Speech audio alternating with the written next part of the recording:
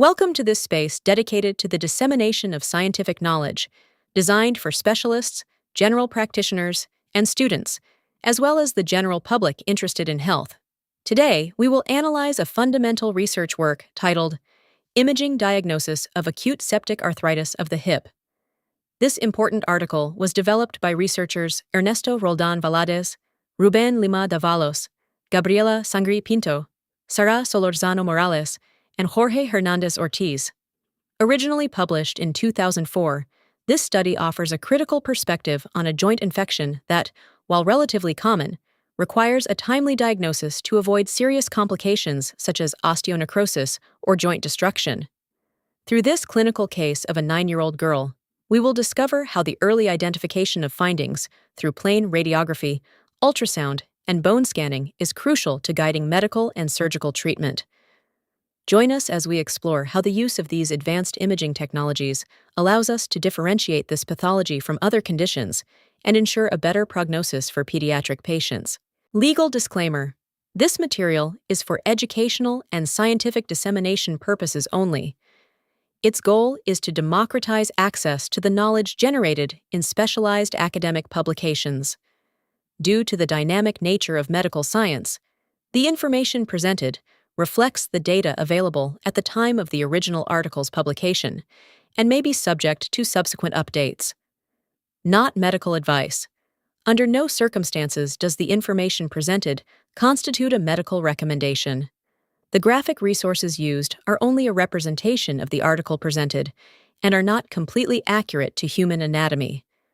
For more information, you may pause the video. Welcome to The Explainer. We're jumping right into a huge medical emergency, septic hip arthritis, and are going to use a real-world case to see exactly how doctors race against the clock to diagnose this before it's too late.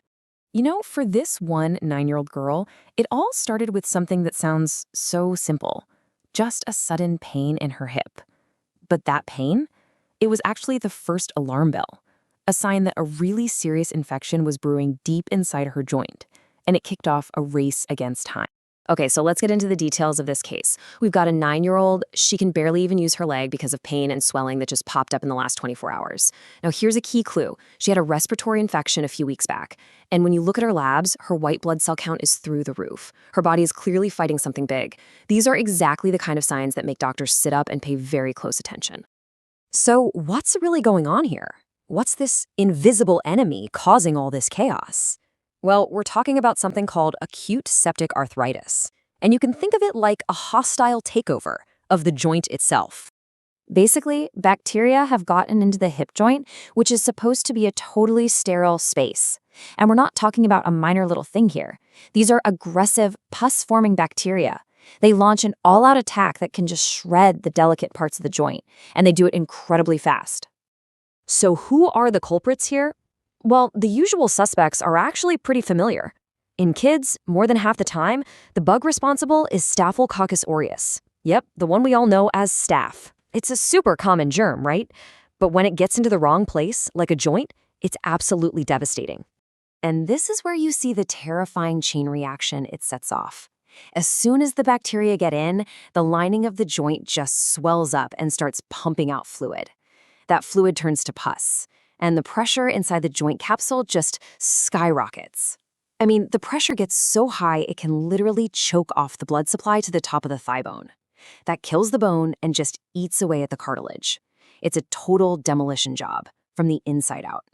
So you can see, because of how fast and destructive this whole process is, getting a diagnosis isn't just a medical procedure. It's a flat-out race. Every single hour counts if you want to prevent permanent, lifelong damage. And this is the really scary part. By the time you can actually see bone damage on a regular X-ray, that infection has already been raging for 8 to 10 days. That's a huge head start. In that window, irreversible damage is already being done. It's a delay you can't afford it. And that right there is why doctors can't just rely on a single tool. They need a whole toolkit, a multi-layered imaging strategy to see what's happening right now, in real time. They have to unmask this infection before it turns into a complete catastrophe. Okay, so tool number 1. The first stop is almost always a plain old X-ray. It's a great starting point. It gives you a baseline look at the bones and helps rule out other things, like a fracture. But here's the catch with x-rays. The earliest clues you get are, well, they're indirect.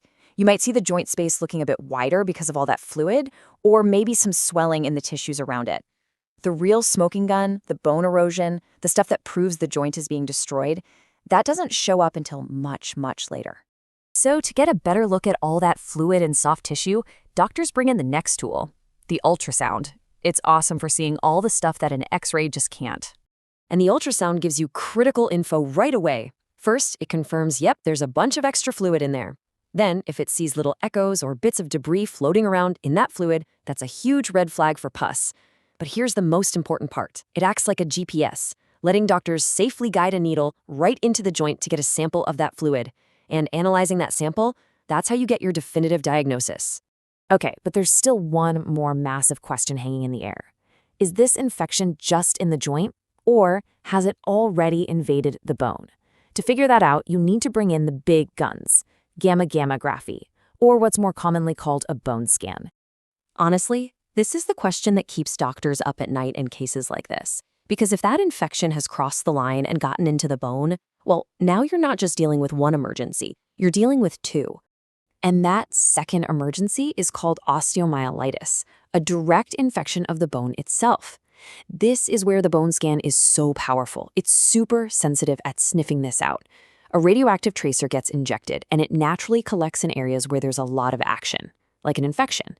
So those spots literally light up on the scan, giving doctors a perfect map of the battlefield. It shows them exactly where the fight is happening. So you see how all the pieces of the puzzle fit together, right? You start with a doctor's suspicion based on the symptoms and lab work. Then you add the clues from the x-ray, the ultrasound, and the bone scan. All of it combines to create a complete picture, which is what lets them make that fast, accurate diagnosis. So what are the big takeaways here? Well, this case really drives home a few key lessons. Number one, septic arthritis is a surgical emergency, period. Number two, it all starts with a doctor having a high level of suspicion. And finally, it shows why you absolutely need that combined imaging approach, because taking fast, aggressive action is the only way to stop this from causing horrible, lifelong problems. And that really leaves us with a powerful final thought, doesn't it? When you look at a case like this, it's just so clear. For a kid who comes in with simple joint pain, getting a diagnosis quickly and correctly, using the right images, well, you're not just treating an infection. You are literally saving their future, their ability to walk, to run, to just be a kid. The reference for the article from which this information was extracted is displayed on the screen. Thank you very much for your attention and for joining us until the end of this analysis. If you found this review helpful, we invite you to share it with colleagues, residents, students, and anyone interested in these topics. Don't forget to subscribe and turn on notifications. This material is for educational and scientific dissemination purposes only.